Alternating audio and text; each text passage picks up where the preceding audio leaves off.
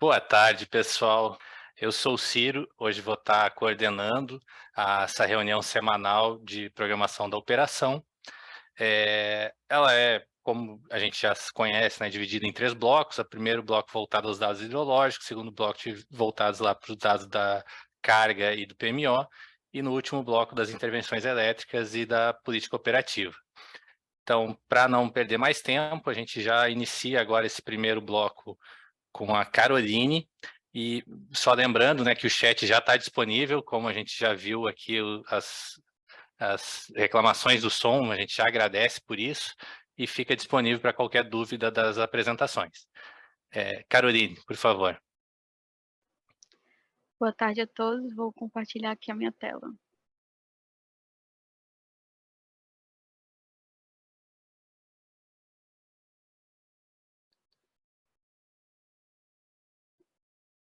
Tudo ok? Está compartilhando?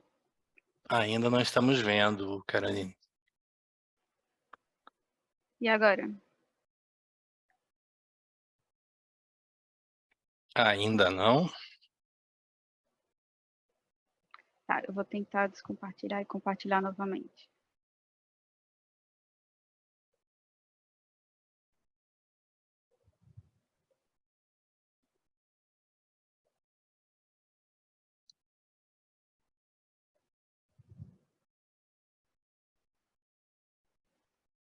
Agora? Agora sim, por favor, Caroline. Tá, vamos lá. Bom, eu vou começar passando a previsão meteorológica para vocês. Vou começar falando um pouquinho do que ocorreu essa semana, né? As condições meteorológicas. Nós tivemos a passagem de uma frente fria aqui pelo litoral da região sul e sudeste, mais áreas de instabilidade aqui na região centro-oeste e norte, que favoreceram a precipitação nas bacias do Rio Paranaíba, do Grande, do Tietê, do Paranapanema, na calha principal do Paraná e também na incremental Algaia e Itaipu. O destaque para essa semana é que os maiores totais ficaram nas bacias do norte, né, pegando o Tocantins, o Xingu, o Tapajós e o Madeira. Aqui fazendo uma comparação da velocidade média do vento da semana passada com essa semana atual, a gente verifica a desintensificação do vento na maior parte do Nordeste, né, pegando o interior da Bahia e também a parte litorânea do Nordeste. E isso é devido principalmente do sistema de baixa pressão que atua aqui no interior do continente, mais a zona de convergência intertropical, que é um corredor de nebulosidade e umidade que desfavorece a velocidade do vento, consequentemente, a geração eólica. Aqui eu vou passar um panorama do que vai acontecer na próxima semana, e a gente verifica que esses maiores totais de precipitação vão ficar principalmente aqui nas bacias do norte, né, com os maiores totais no Tocantins, no Xingu, no Tapajós, no Madeira, também precipitação, umas pancadinhas de chuva ao longo da semana no trecho mais baixo do São Francisco, na margem direita do Paranaíba e também na calha principal do Paraná. As demais bacias vão permanecer com chuva fraca na próxima semana. A combinação dos modelos, né, do ETA, do GFS e do SMWF para a próxima semana operativa também indica esses maiores totais de precipitação aqui no Tocantins, no Xingu e no Madeira, também no Tapajós. Também com precipitação aqui no Paranaíba e na calha principal do Paraná. Nas demais bacias, vão permanecer com esses totais mais baixos de precipitação na próxima semana. Já na segunda semana operativa, entre os dias 25 e 31, a gente verifica essa desintensificação da precipitação na maioria das bacias, na maior parte dessas bacias. Então, vai ter uma diminuição da precipitação, e mais ainda assim com essa permanência de precipitação nas bacias do Tocantins, do Xingu, do Tapajós e do Madeira. Aqui eu vou falar um pouquinho em termos médios, né, da temperatura da eólica e da solar para a próxima semana. E a gente verifica que a temperatura ela vai permanecer estável, né, em todo o Brasil, exceto em Curitiba, no Paraná, que vai entrar em elevação na próxima semana. Já a eólica ela vai permanecer estável né, durante essa próxima semana, comparada a essa semana atual. Mas, ao contrário dessa semana atual, ela vai começar no patamar mais baixo no início da semana e no final da semana ela entra em elevação. enquanto a solar ela vai permanecer estável, tanto no Nordeste quanto no Sudeste, então não tem mudanças significativas para a solar na próxima semana. Era isso que eu tinha para apresentar e obrigada, qualquer dúvida me coloco à disposição e passo a palavra. Obrigado, Caroline. Aí agora, então, para a previsão hidrológica, a gente convida o Arthur para se juntar à apresentação. Por favor, Arthur. Obrigado, Ciro. Boa tarde a todos. Então, dando início a essa apresentação de previsão hidrológica para a revisão 3 do PMO de março, começando a apresentar a previsão de precipitação por conjunto, conforme a Carolina apresentou agora há pouco, a gente pode observar que a precipitação por conjunto indica volumes bem baixos para todas as bacias do Sudeste, com destaques somente nos dias 17 e 18 para as bacias do Rio Paraná e Paranaíba com chuva acima de 5 milímetros. No restante do horizonte, essa chuva por conjunto fica abaixo de 5 milímetros. Em resposta a isso, em termos de energia natural afluente, a gente já vem observando nessa semana valores acima do que estava sendo previsto na semana passada. A expectativa é de um aumento ainda essa semana e uma recessão da energia natural afluente na próxima semana. A previsão mensal fica em 108% da média de longo termo, representando o 30º maior no março do histórico de 93 anos. Então, a bacia do Rio Grande, a expectativa é de um leve aumento ainda essa semana, seguido de recessão no restante do horizonte da previsão diária. A expectativa da previsão mensal fica em 121% da média de longo termo para o mês de março. Isso indica o 21º maior do histórico de 93 anos. Para o Rio Paranaíba, a expectativa também é de leve aumento ainda essa semana, seguido de recessão no restante das próximas semanas operativas. A previsão mensal fica em 76% da MLT, isso indica o 31º menor do histórico de 93 anos. Para a bacia do Rio Paranapanema, a gente pode observar que a gente está bem acima da média de longo termo, e a expectativa agora é de redução nas próximas semanas, chegando próximo à média aqui no final do horizonte da previsão diária em termos de energia natural afluente. A previsão mensal fica em 189% da média de longo termo, isso indica o quarto maior do histórico de 93 anos. Para a bacia do Paraná, a expectativa é de um aumento significativo da energia natural afluente até o começo da próxima semana operativa, seguido de redução. A previsão mensal fica em 121% da média de longo termo para o mês de março. Isso representa o 18º maior do histórico de 93 anos. Aqui, olhando para as bacias da região sul, a gente não tem quantitativos muito significativos de chuva nem no Iguaçu e nem no Uruguai. Então, a resposta disso em termos de energia natural afluente, a gente pode observar que a gente está com uma condição acima da média de longo termo, mas agora a expectativa é de redução da energia natural afluente durante todo o horizonte da previsão diária, e a previsão mensal fica em 111% da MLT, o que indica o 37º maior do histórico de 93 anos. Olhando para a bacia do Rio Iguaçu, a expectativa é de redução da energia natural afluente, que atualmente bem acima da média de longo termo, mas a expectativa é de fechar abaixo da média de longo termo, mas ainda assim com a previsão mensal acima da média, com 121% da MLT, representando o 25º maior do histórico. Para a bacia do Rio Uruguai, a gente observou aqui episódios acima da média de longo termo e agora a gente já passou para baixo dessa média. A expectativa da previsão mensal é de 97% da média de longo termo, o que representa o 44º maior do histórico. Olhando aqui o Nordeste e Norte, a gente tem no São Francisco, as chuvas não são muito significativas, ao passo que no Tocantins a gente tem episódios bem significativos de chuva, acima de 5 milímetros em todo o horizonte e em alguns dias até acima de 15 milímetros. A expectativa no Nordeste é de redução da energia natural afluente, com uma previsão mensal fechando em 49% da média de longo termo. Isso representa o 13º menor do histórico de 93 anos.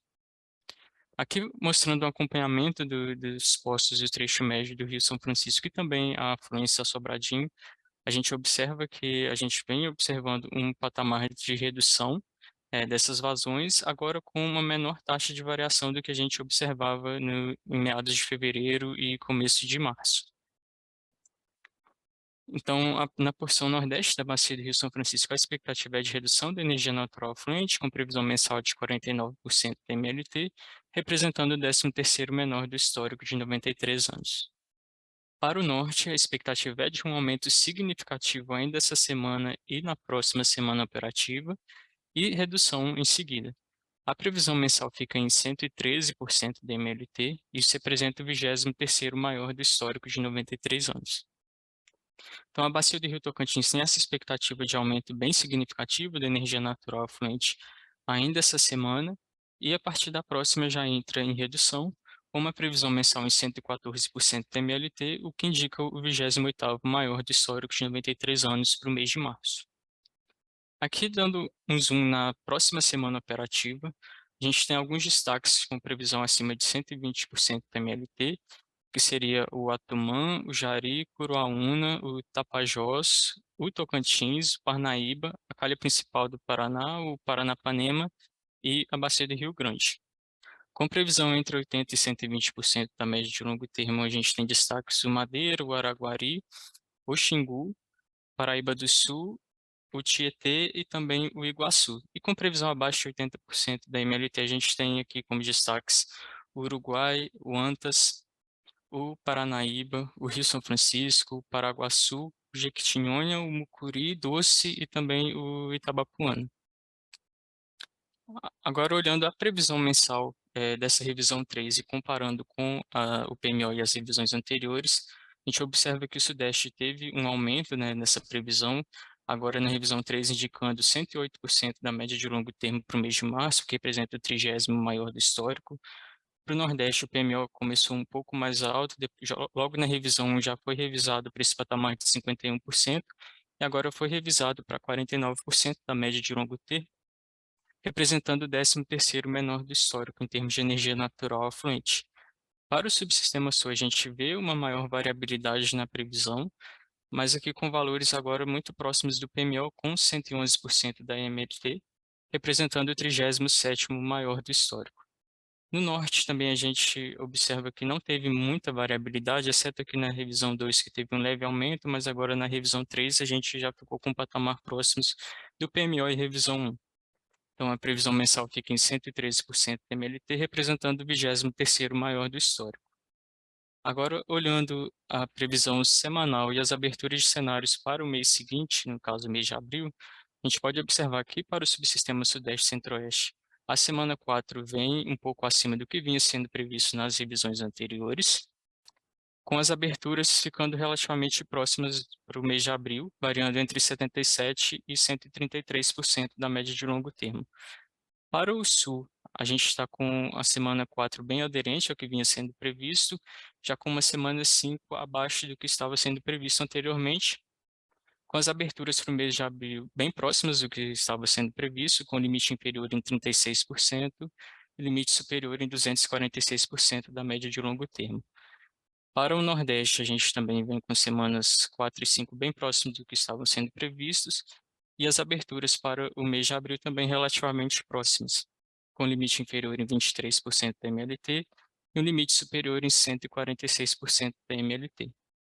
Para o subsistema norte, a gente observa uma semana 4 levemente acima do que estava sendo previsto anteriormente e uma semana 5 levemente abaixo, comparado com a revisão 2.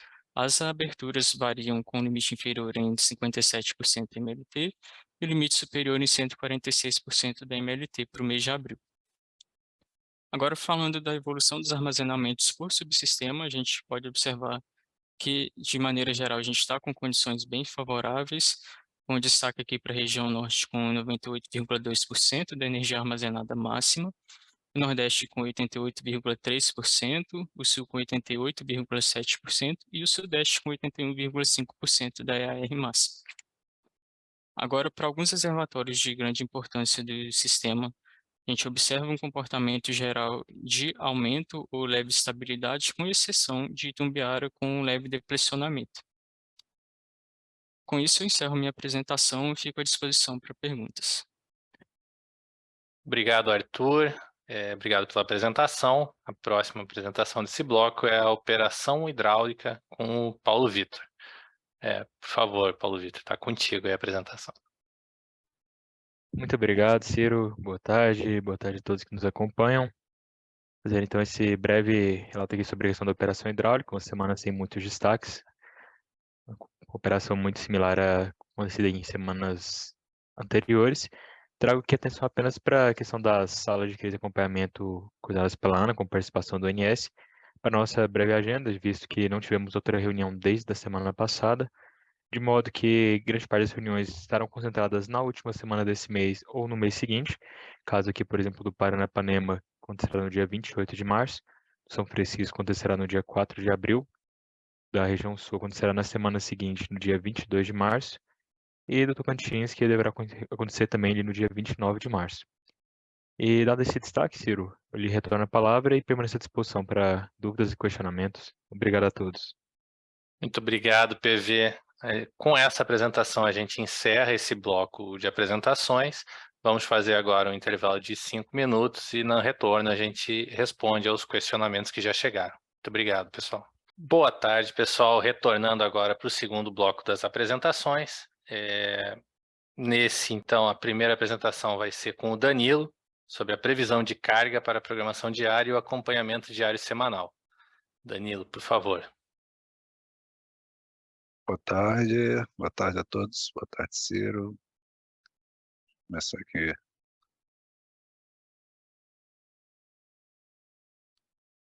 Já estamos vendo a apresentação, Danilo. Obrigado. Bem, começando aqui mais uma apresentação da carga diária.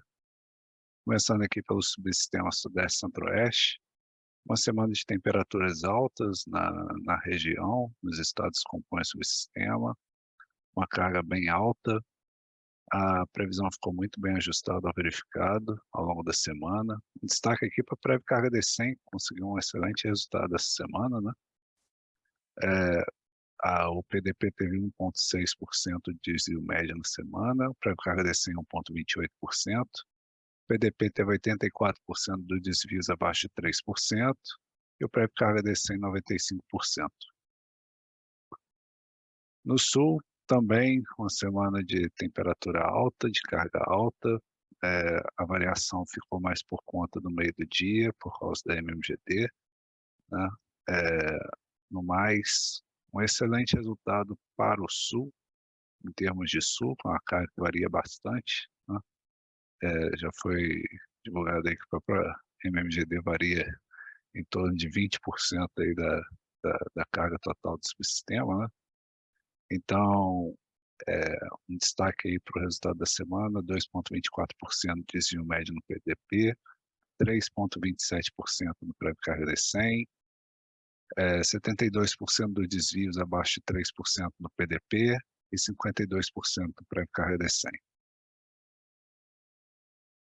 O Nordeste, uma carga bem estável, com desvios ali, desvios locais, né? Alguns desvios maiores locais, mas no mais, um bom resultado também no Nordeste na semana, 2,02% de desvio médio no PDP, 2,73% no prévio carga D100, 80% dos desvios do PDP abaixo de 3%, 65% dos desvios abaixo de 3% do prévio carga D100.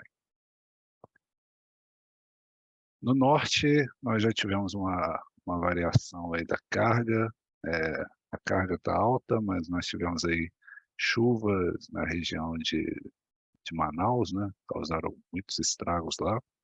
Nós tivemos também variação de carga de consumidor livre, que causa também uma turbulência aí no comportamento da carga, mas isso mostra como a semana foi boa, 1,58% de desvio médio no PDP, para nível de norte isso é um bom desvio, porque é uma carga muito baixa, né?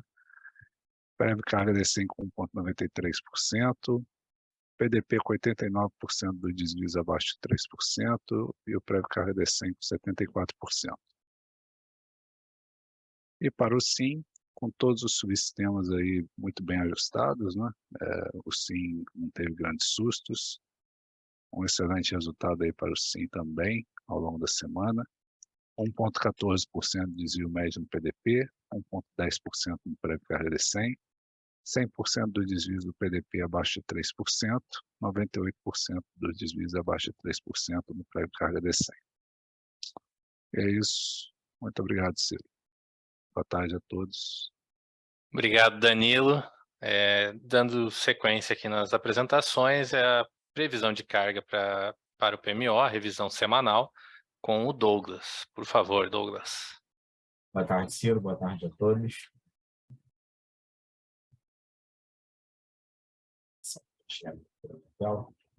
Boa tarde, Douglas. Já estamos vendo. Obrigado. Perfeito. Vamos lá. Retomando a reunião semanal, agora falando um pouco sobre as previsões de carga no âmbito semanal e também do acompanhamento da carga, muito em linha aí com o que o Danilo já apresentou ao longo dessa semana. Aqui nós começamos, como sempre, com os nossos destaques de premissas para a próxima semana, né? Primeiro vale falar que as nossas premissas econômicas foram mantidas em relação à última apresentação, e com isso nós não trouxemos um slide de premissas econômicas. E aqui destacamos principalmente as premissas meteorológicas. Basicamente, na próxima semana operativa, nós teremos a ocorrência de temperaturas elevadas, um comportamento típico para essa época do ano, com destaque nos subsistemas Sudeste, Centro-Oeste e no subsistema Sul, para a suave elevação das temperaturas médias em Curitiba e São Paulo, e também em São Paulo e no Rio de Janeiro, a expectativa de ocorrência de pancada de chuva durante toda a próxima semana operativa. Nos subsistemas Nordeste e Norte, as capitais desses subsistemas deverão apresentar temperaturas elevadas de precipitação ao longo da próxima semana operativa, condição bem próxima ao observado dessa semana, sem grandes variações. O destaque que trouxemos aqui, no caso do subsistema Nordeste, é a retomada de carga de um consumidor livre, que vinha apresentando aí uma redução da ordem de 100 MW médios ao longo das últimas semanas. Essa retomada de carga está prevista para ocorrer a partir do domingo, dia 19. Começando agora falando do acompanhamento da carga. Essa semana aqui no subsistema Sudeste e Centro-Oeste nós ainda tivemos uma semana de carga elevada, como o Danilo destacou, porém inferior às últimas semanas. Esse fato aqui ocorre muito em função das temperaturas médias nessa semana operativa estarem um pouco mais amenas do que nós observamos ao longo dessas primeiras semanas operativas do mês, assim como foi previsto e utilizado como premissa na última apresentação semanal. E com isso nós temos a expectativa de fechamento de uma carga de 41.892 MW médio, que nos sinaliza um desvio de 1,6% em relação à nossa previsão, menos 1,6%.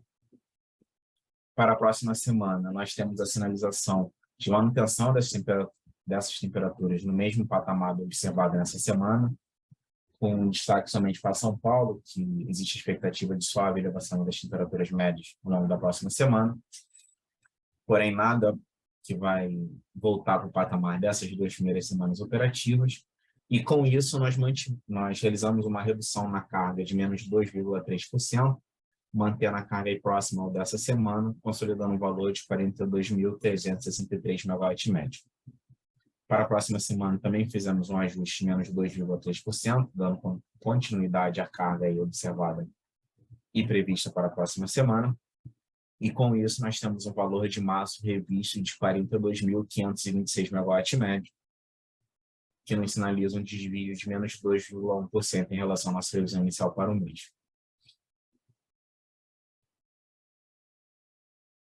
No subsistema Sul, esse é um subsistema que a carga tem se apresentado bastante volátil. Essa semana, nós tínhamos adotado como premissa, a redução das temperaturas médias nas capitais desse subsistema, à exceção de Porto Alegre. Porém, essas temperaturas não reduziram, principalmente em Florianópolis, onde nós tínhamos expectativa de ocorrência de uma temperatura média de 25 graus Celsius, e essa semana ficou em torno de 30 graus. E com isso a carga aí apresentou um comportamento superior em 5,7% ao que nós havíamos previsto para essa semana. Também aqui cabe destacar que nesse subsistema nós temos observado, após a semana de carnaval, um crescimento de carga semana após semana. E essa semana aqui também não foi diferente, com uma maior carga ao longo do mês de março, dada a expectativa de fechamento de 13.546 MW médio, e a nossa variação e nosso desvio em relação à nossa previsão de 5,7%.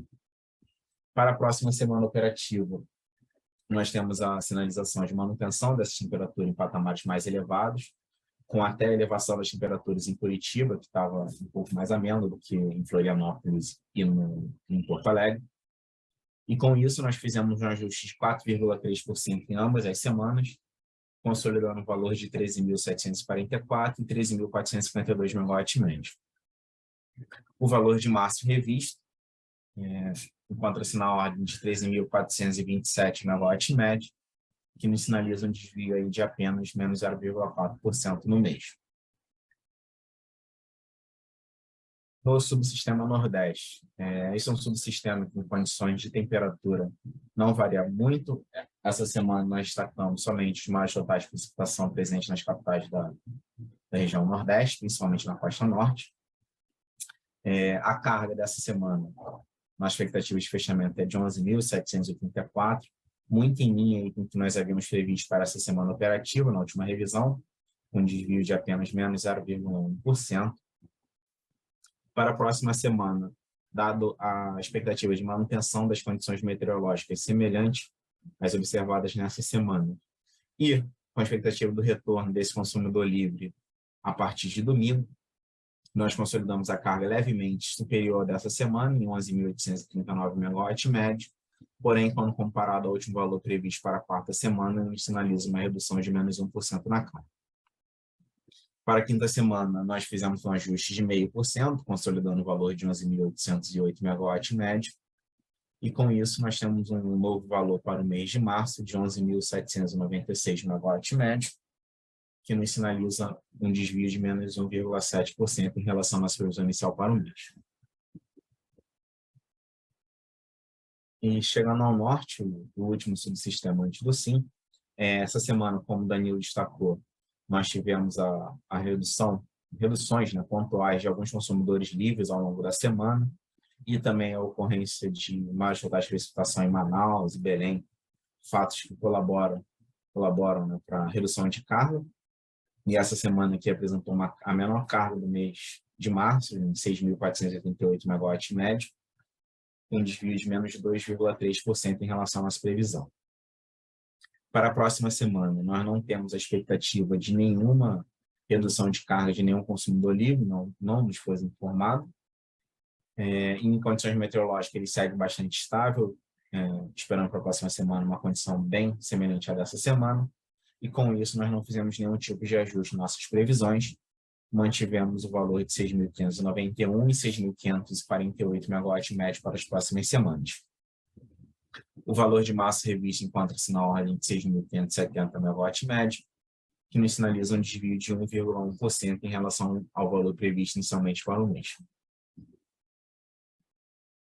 E chegando ao fim do Sistema Interligado Nacional, essa semana nós temos a expectativa no fechamento de uma carga de 73.710 megawatts-médio, que nos sinaliza um desvio de menos 0,2%. Para as próximas semanas, frente ao ajuste que fizemos em todos os subsistemas, à exceção do norte, nós estamos prevendo variações em relação às últimas previsões de menos 0,8% e menos 0,5%, ao consolidarmos os valores de 74.537 megawatts-médio e 73.783 megawatts-médio.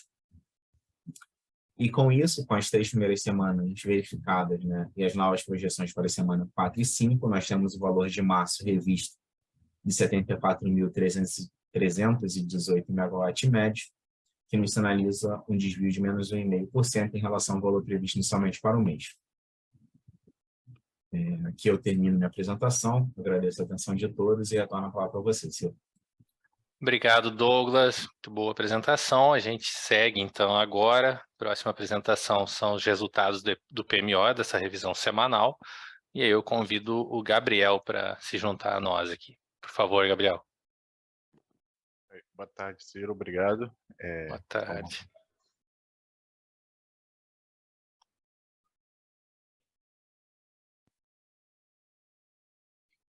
Já estão vendo a apresentação? Ainda não, Gabriel.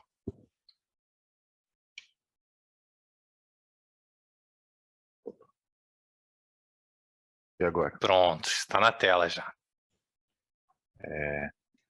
Bom, então vou apresentar os resultados dessa revisão do PMO, revisão 3 de março de 2023. O custo marginal de operação continua em zero em todos os patamares e todos os subsistemas, como vem acontecendo já nas últimas semanas. Em relação aos limites de intercâmbio, houve atingimento do limite na interligação nó-fictício-sudeste no patamar de carga médio, um limite conjuntural, e no patamar e na linha norte-sudeste no patamar pesado. Como não ter o CMO é zero, a geração termoelétrica dos resultados é apenas a inflexibilidade declarada dos agentes, que dá por volta de 4.310 megawatts em todo o SIM. E também o benefício GNL, o benefício de tom de despacho daqui a 2 meses do gás GNL, também está em zero, portanto também não há previsão de despacho antecipado para nenhuma do sistema. É para a semana de 2023. Em relação à energia armazenada, no subsistema sudeste,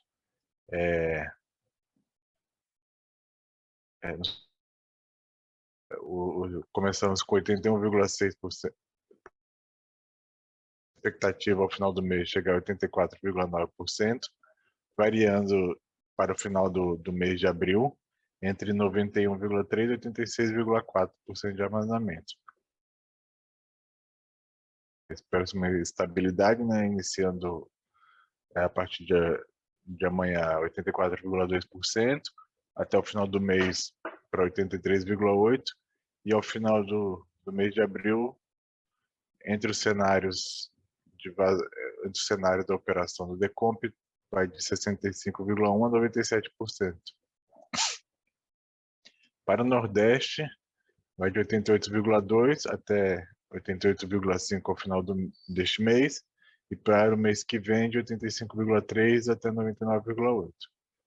Já no subsistema Norte, já está com 98% de armazenamento, chegando a 99,6% ao final deste mês, e para o mês de abril, em todos os cenários, a expectativa é de chegar a 100% de armazenamento ao final de abril. Em relação à importação de energia, não houve nenhuma oferta de importação de energia nem do Uruguai nem da Argentina para essa semana. Então, em relação aos resultados do PMO, era isso que tinha para dizer. Agora vamos para as intervenções energéticas relevantes. Bom, as intervenções relevantes, a gente usa o critério das intervenções em unidades geradoras que alterem limites sistêmicos ou alguma unidade geradora de grande porte. No Sudeste Centro-Oeste, o G2 da OHE Nova Vanhandava vai estar em manutenção do dia 19 deste mês até o dia 17 do mês que vem. O G3 de Itaipu vai estar em manutenção do dia 20 até o dia 31 deste mês. Em Ilha Solteira, uma unidade de manutenção também do dia 20 até o dia 6 de abril. Para o HE Capivara, uma manutenção de uma unidade do dia 20 ao dia 24 de março. A OHE Três Irmãos vai ter uma manutenção a cada dia para uma dia diferente, do dia 21 até o dia 23.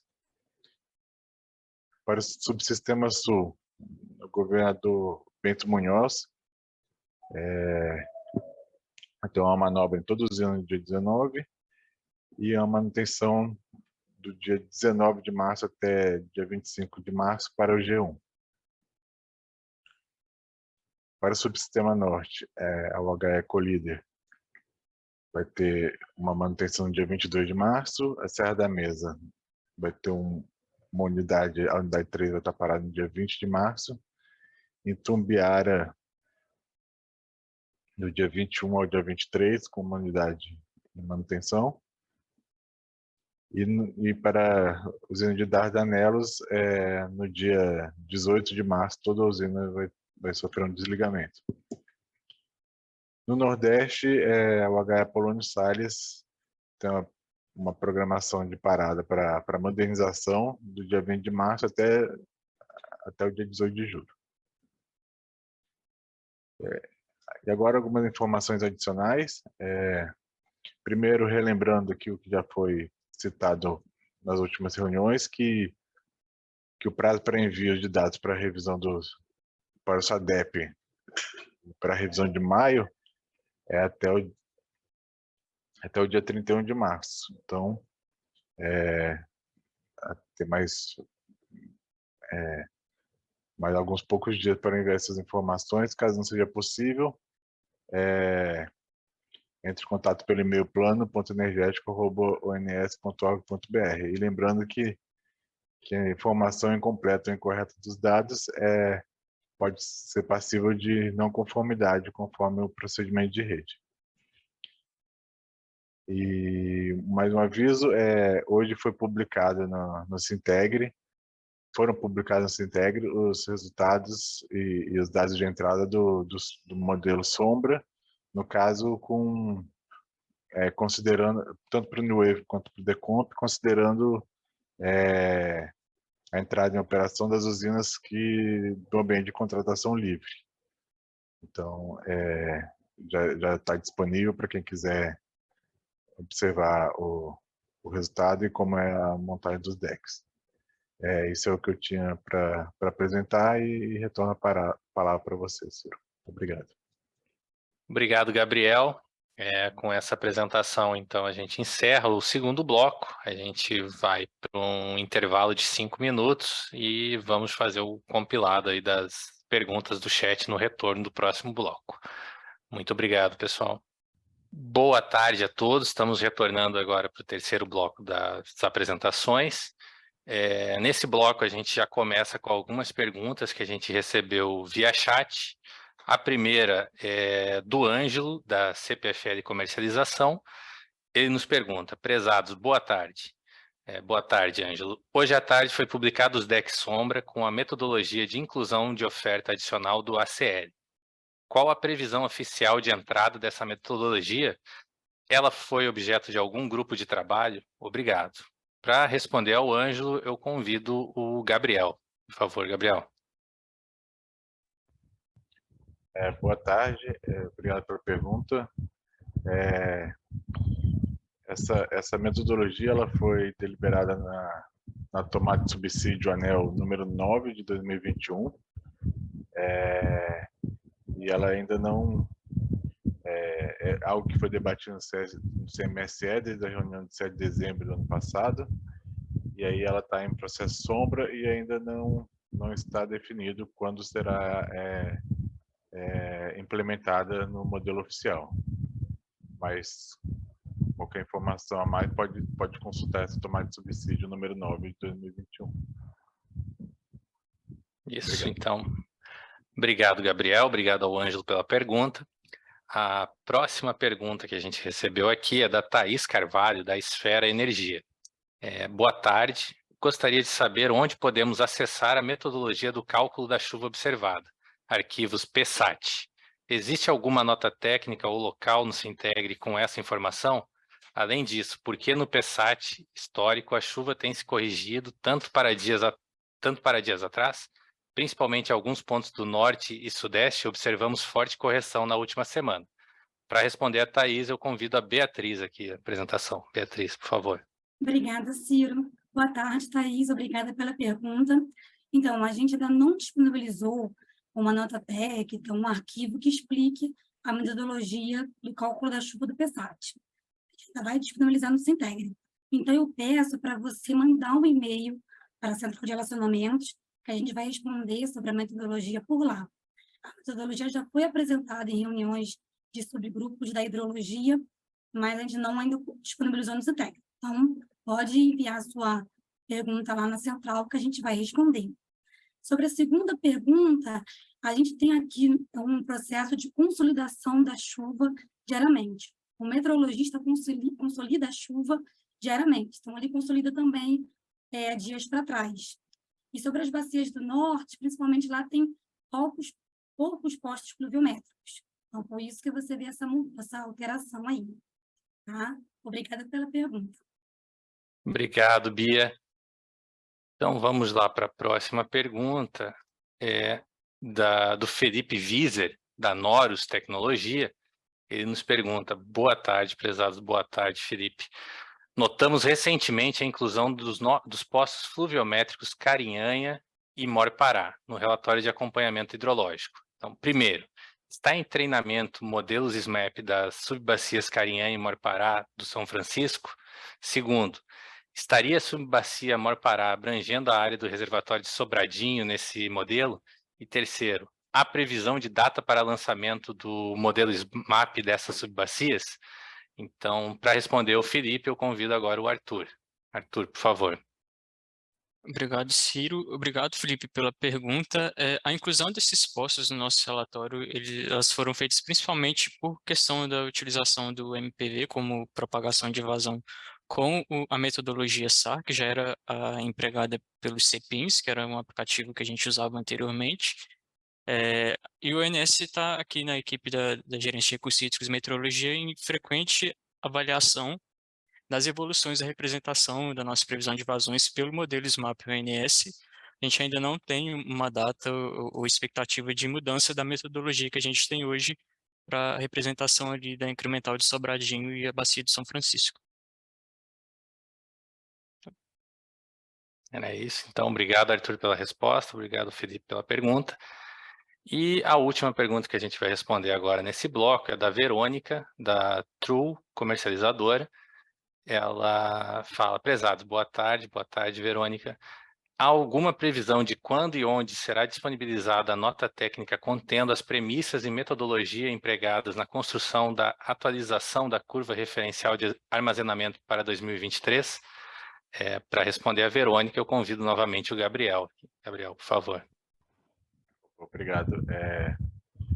Bom, a CREF já foi apresentada e aprovada no CMSE, e na semana que vem vai ser disponibilizada a nota técnica sobre ela, e também na próxima reunião do PMO, no dia 30 de março, também será feita uma apresentação sobre a curva. Tá certo. Então, obrigado, Gabriel, obrigado a Verônica pela pergunta. As demais perguntas a gente responde no final da apresentação. E vamos agora, então, para o continuamento das apresentações. O início agora do terceiro bloco, a gente apresenta os limites elétricos e principais intervenções elétricas com o Francisco.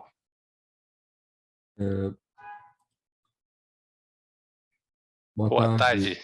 Tudo bem, Francisco? Ciro. Boa tarde a todos. Já estamos vendo a sua apresentação, Francisco. Ok. A primeira intervenção que eu vou mencionar aqui é um banco série da linha Serra da Mesa, Gurupi, Circuito 1 de 500 kV, da subestação Serra da Mesa. Ela vai acontecer das 7 às 17 horas do sábado, no dia de amanhã, e motivo é para sanar a falha na proteção do referido banco.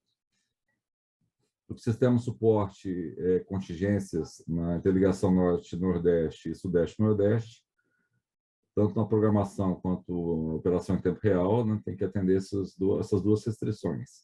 FNS menor que 3.500, o fluxo NESE, né, que é o fluxo Nordeste-Sudeste, menor que 6.800. Dando prosseguimento, tem uma intervenção que vai do sábado para o domingo, das 22 horas do sábado às 4 horas do domingo, uma intervenção com desligamento da linha de 500 kV Barreiras 2, Gil Goiás 2, para troca de fase do reator de linha na subestação de Gil Goiás 2.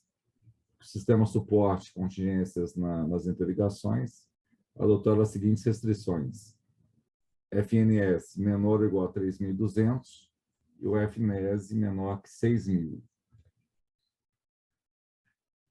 Agora, já começando a semana de segunda a terça, diariamente, né, das 8 às 17, tem a barra 2 de 500 kV da subestação Sapiaçu.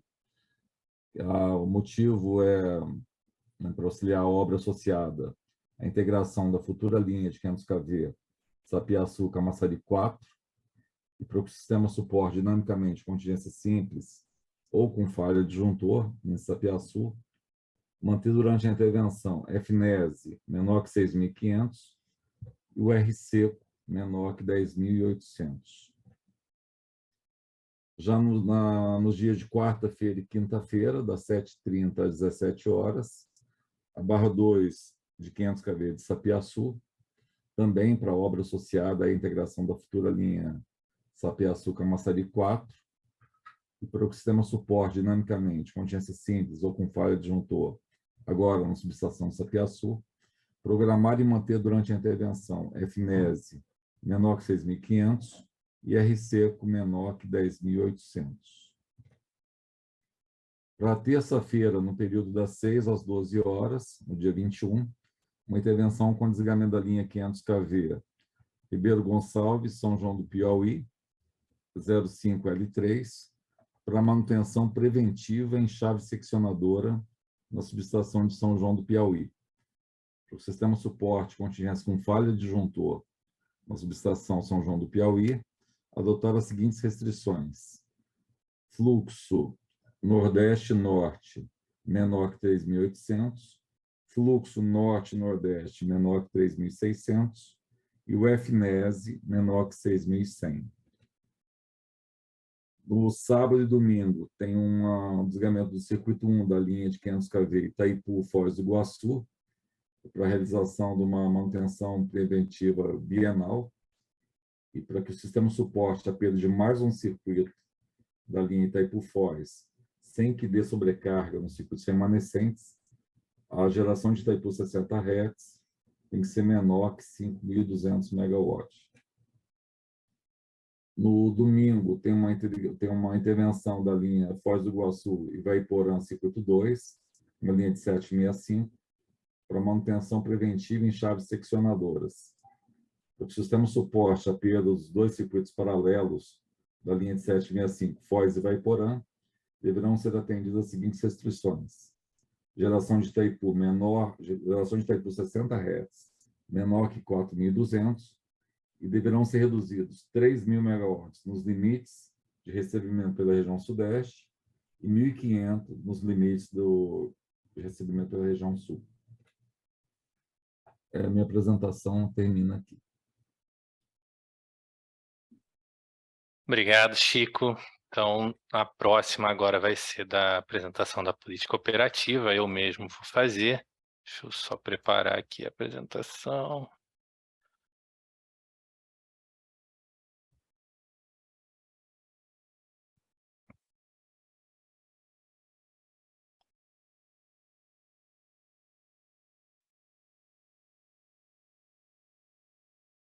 Acredito que vocês já estão vendo, né?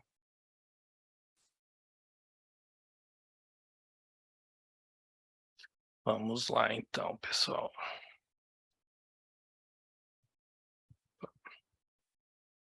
Passando.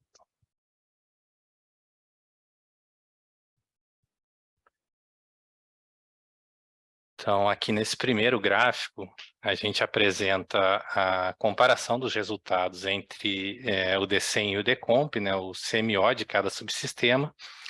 Então, como a gente pode ver aqui, né, está representado os 4 subsistemas. Essa foi uma semana onde se observou CMOs nulos para ambos os modelos, em todos os patamares e em todos os subsistemas.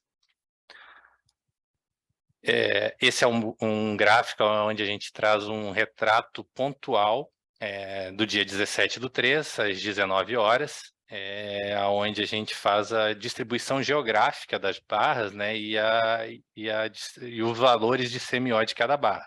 É sempre importante lembrar, né, que aqui são representados apenas 30% do total de barras do SIM. E o que a gente pode dizer sobre esse gráfico é que todos os CMOs estavam equalizados no subsistema, sem nenhuma limitação elétrica ou energética que causasse variações de preço. Continuando aqui, né, a gente faz a apresentação aqui dos resultados do CMO por barra, em formato de boxplot, né, porque para cada subsistema, a gente tem o subsistema Sudeste, Sul, Nordeste e Norte, e o que a gente nota também é que todos os resultados ficaram equalizados, não houve nenhum outlier em nenhum dos subsistemas. Agora a gente já vem para a comparação entre o DCEM e a programação diária, tá? A última semana, então ela está integralizando as médias aí do dia 11 ao dia 17. Primeiro, a gente apresenta aqui o subsistema Sudeste. No gráfico superior é a geração hidráulica, então as pequenas diferenças que a gente nota aí nas médias diárias, elas foram ajustes pontuais aí para a compatibilização da política operativa e os ajustes de Unit Commitment hidráulico e também do rateio de divertimento turbinável.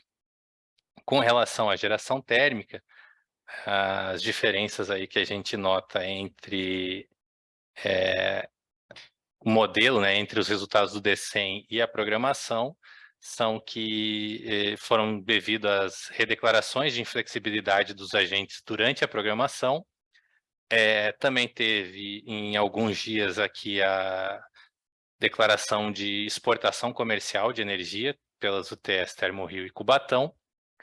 E também no último dia, aqui no dia 17, a gente pode notar a maior diferença foi o retorno da UTE Angra 2, que não tinha sido declarado em flexibilidade para o DCEM, foi considerado na programação.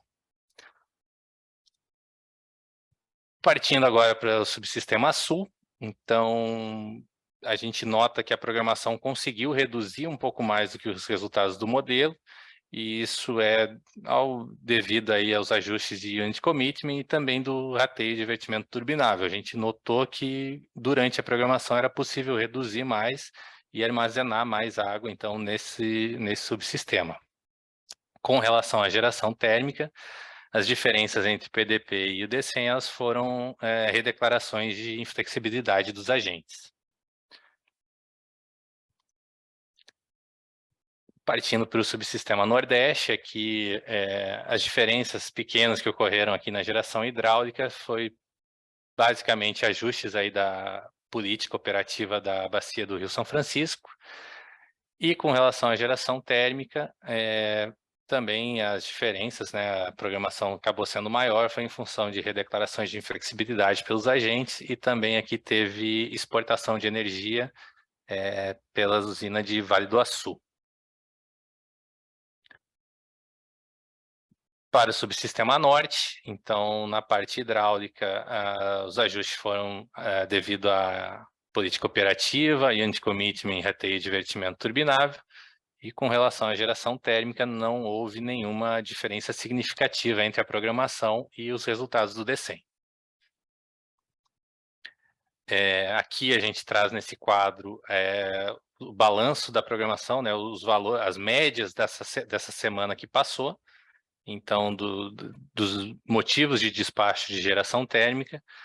A gente teve um total aí aproximado de 3,5 gigawatts de geração térmica. Destes, em torno de 93% foi por conta de inflexibilidade, 7% foi por conta da exportação. E ali aquela energia de reposição foi feita menos de 1%, quase não precisa ser considerado.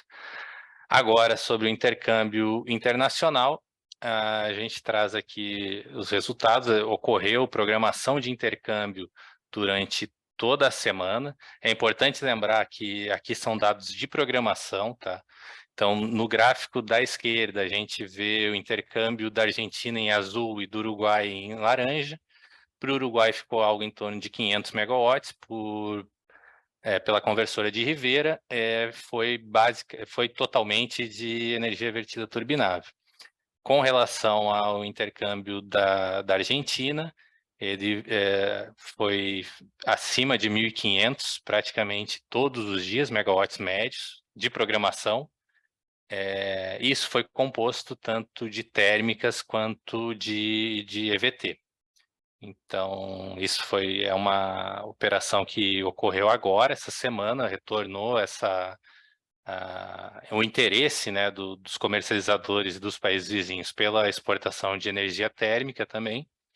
Então, a partir do dia 12, ali, a gente nota que já voltou a ocorrer, então, e elas convivem, tanto a EVT quanto a exportação térmica, cada uma ocupando seu espaço.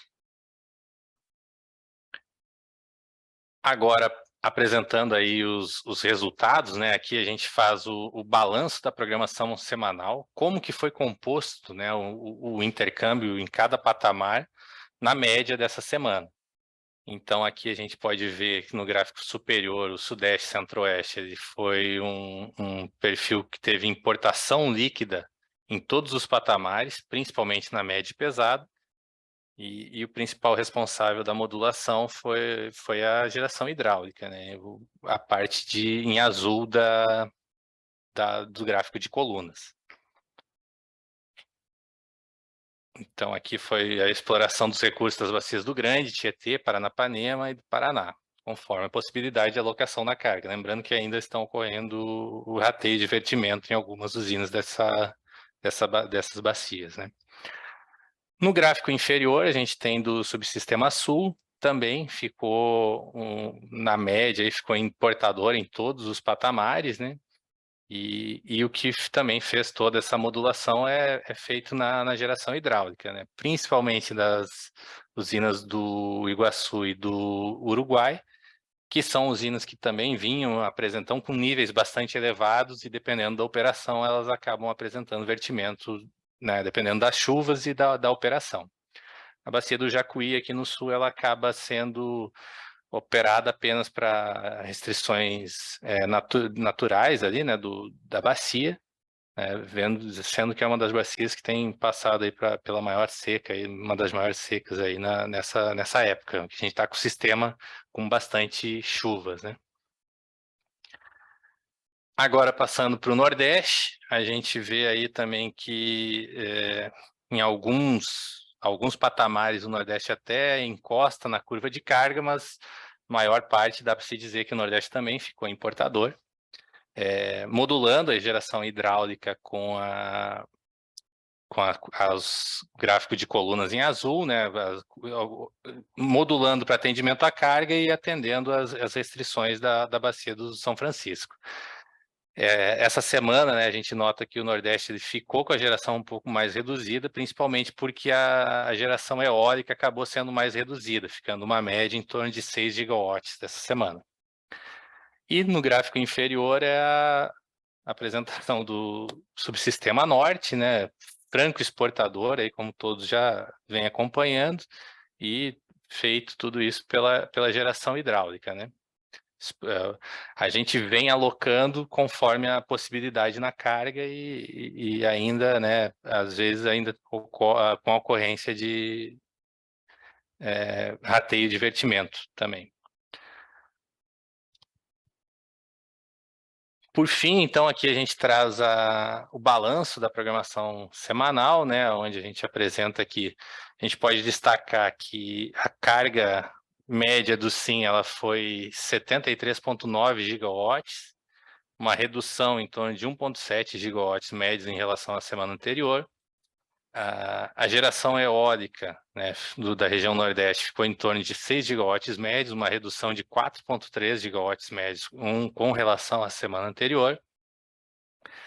O subsistema Sul com um perfil importador de energia, montante em torno de 4,4 gigawatts médios. A exportação comercial de energia com a Argentina, aproximadamente 1.800 gigawatts médios. Isso é dado de programação, tá? Não foi o que foi verificado no tempo real, até porque a gente tem notado que a Argentina está tendo algumas dificuldades para recebimento de toda essa energia programada, mas isso aí pode ser verificado nos informes do tempo real.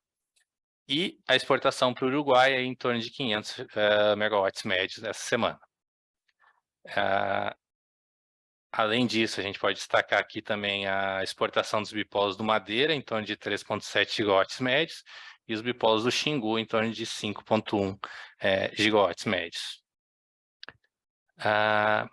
Além disso, também, o último destaque aqui foi a geração em Itaipu, aproximadamente 7,4 gigawatts médios.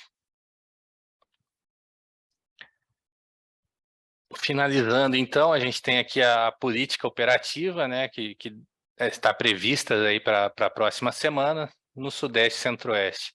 A geração hidráulica visando a recuperação dos armazenamentos de cabeceira do Paranaíba, e a operação para controle de cheias nas usinas do Rio Grande, Tietê, Paraná, Paranapanema, Itumbiara, São Simão e Itaipu. Na região sul, como a gente já comentou, uma geração hidráulica reduzida para manutenção das defluências mínimas da bacia do Jacuí e as bacias do Iguaçu e do Uruguai com geração para controle do nível e a coordenação da cascata. No Nordeste, uma operação para reenchimento do reservatório de Sobradinho, na bacia do São Francisco, e controles de cheias no Parnaíba. Para o Norte, a exploração da geração, avaliando os limites de transmissão, e a operação para controle de cheia nas usinas do Tocantins, né, exceto Serra da Mesa, Canabrava e São Salvador, e Xingu. Com isso, eu encerro a minha apresentação da política operativa, a gente vai para um intervalo de 5 minutos e retornamos depois com as perguntas que a gente recebeu nesse último bloco. Muito obrigado.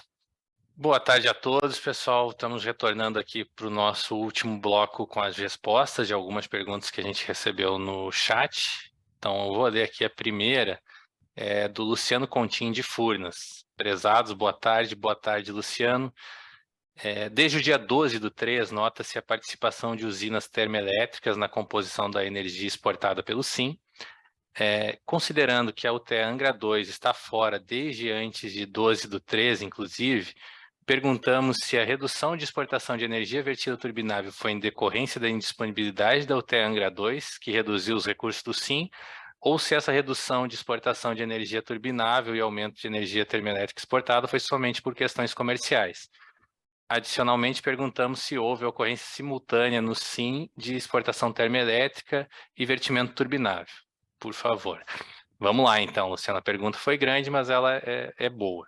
Então, com relação à exportação ao retorno da exportação de térmica, como você mesmo mencionou, ela foi por questões comerciais dos agentes. Isso aí é entre o país importador, a comercializadora e o pool de geração que nós temos à disposição aqui no Brasil. Então, essa foi...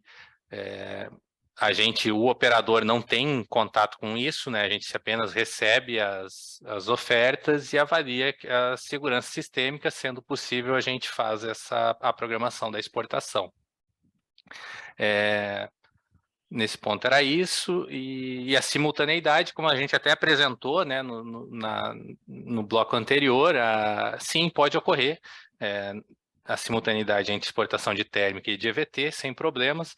A gente usa a ordem cronológica da chegada das ofertas. Então, primeiro, a gente recebe as ofertas de usinas térmicas, elas são programadas, e a oferta residual, o que sobrar de espaço na transmissão e nas conversoras, ela é utilizada com as ofertas de EVT quando tiver. Então, é dessa forma que é operacionalizada essa parte.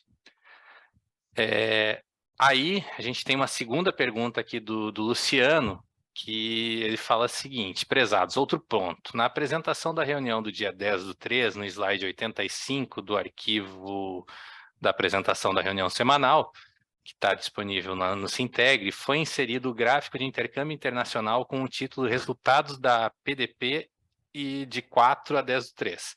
No gráfico, os números apresentados são compatíveis com os valores programados e não verificados. Tomando por base o IPDO desses dias, nesse caso, seria interessante o ONS apresentar nas reuniões semanais também os valores verificados e por fonte. Por outro lado, caso os valores verificados não sejam apresentados, sugerimos que pelo menos fique mais explícito nesse tipo de slide que os valores mostrados são os programados e não verificados. Obrigado.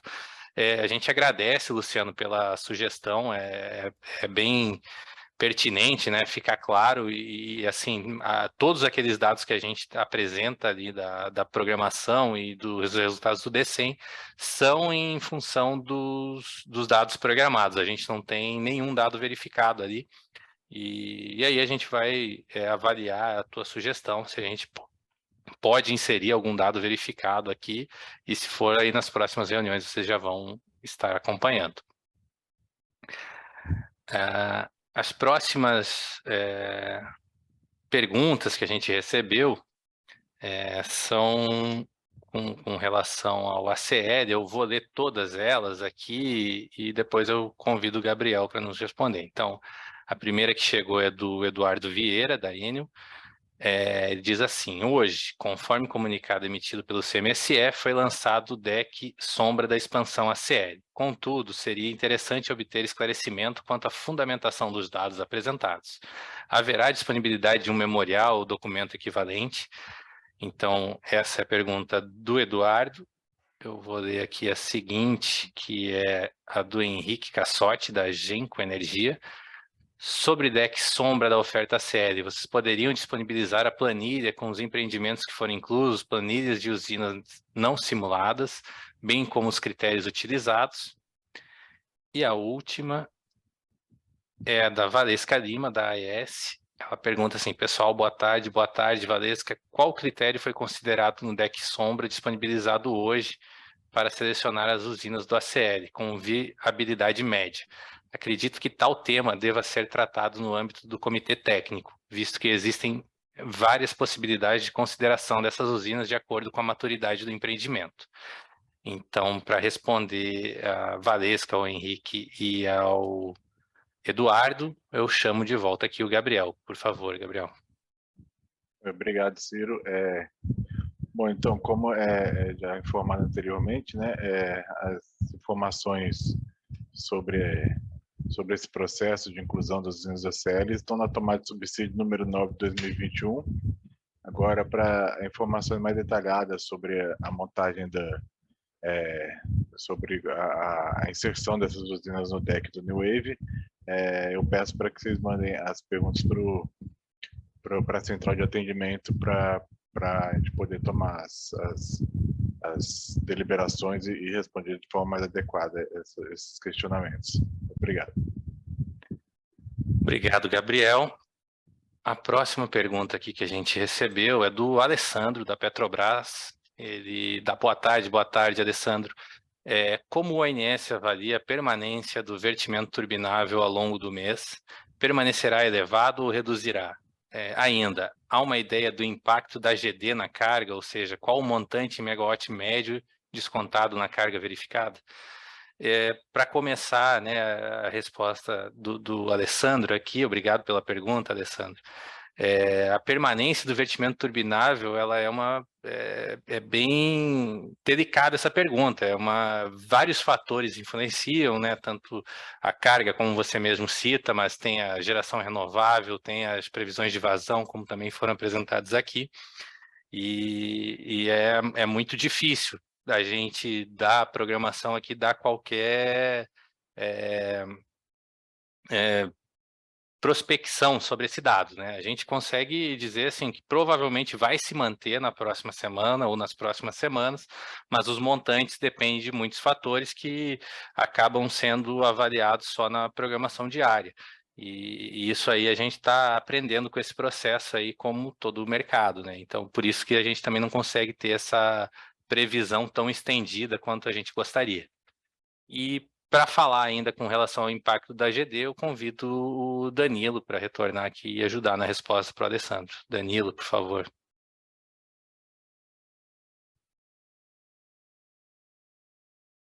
Danilo? Ciro, eu acho que ele caiu aqui.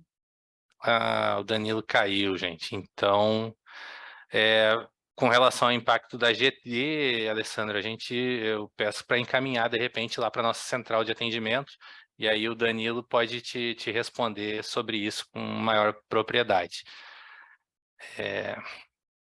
Vamos seguindo, então, a próxima pergunta. Tem algumas repetidas aqui, mas a gente vai responder novamente, que é aqui do Leandro, da EDP. Prezados, boa tarde. Temos alguma novidade sobre a elaboração das curvas referenciais de armazenamento, a CREF 2023? Para responder o Leandro, convido o Gabriel novamente. Gabriel, por favor.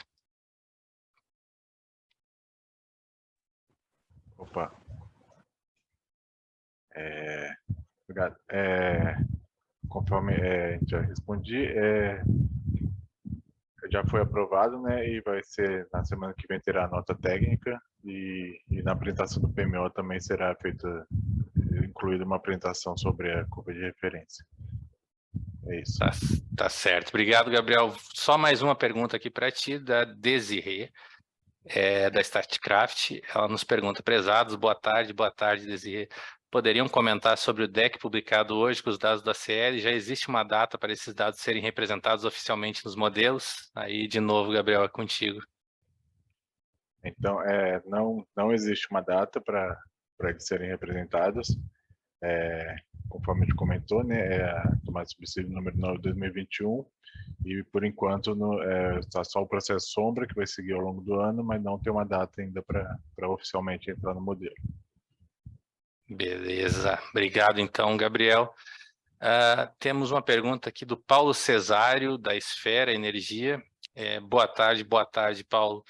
Por que a usina de Angra 2 ainda veio zerada no deck do DCEM do dia 17/3, sendo que a manutenção foi encerrada no dia 16 e a usina já está gerando normalmente hoje?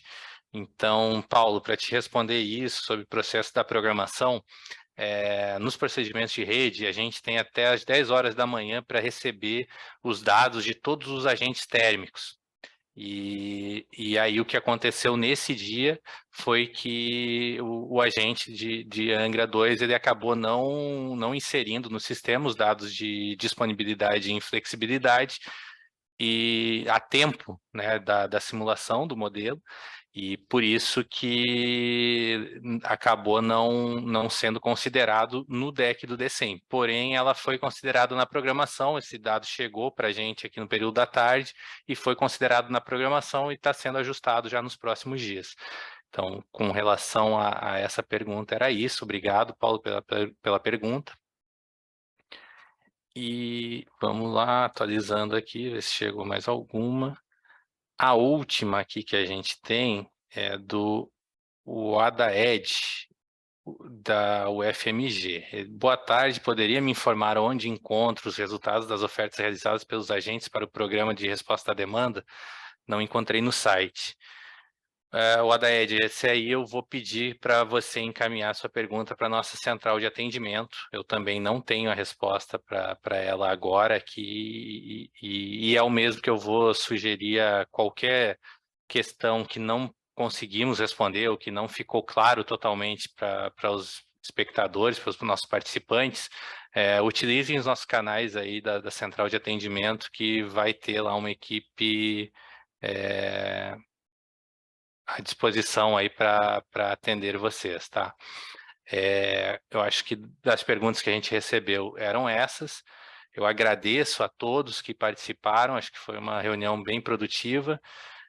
Desejo um bom final de semana a todos, uma boa semana de trabalho e até a próxima reunião de programação da operação. Muito obrigado a todos.